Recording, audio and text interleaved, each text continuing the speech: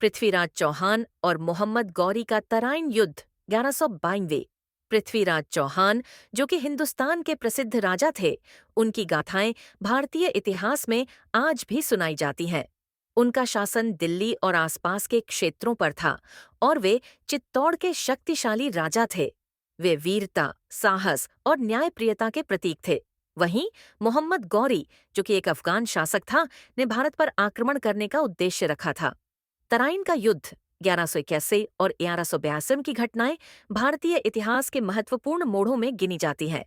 1181 में पहली बार पृथ्वीराज चौहान और मोहम्मद गौरी के बीच तराइन क्षेत्र में युद्ध हुआ। इस युद्ध में पृथ्वीराज चौहान ने गौरी की सेना को पूरी तरह से पराजित कर दिया था और गौरी को भागने के लिए मजबूर कर दिया था। यह पृथ्वीराज की एक बड़ी विजय मानी जाती है, क्योंकि उन्होंने अपनी वीरता और रणनीति से गौरी को पराजित किया। लेकिन अगले साल 1192 में दोनों के बीच फिर से युद्ध हुआ।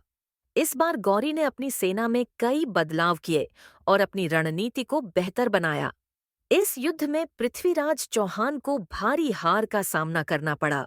युद्ध के दौरान कुछ गद्दारों ने पृथ्वीराज को धोखा दिया और उनकी सेना का मनोबल टूट गया।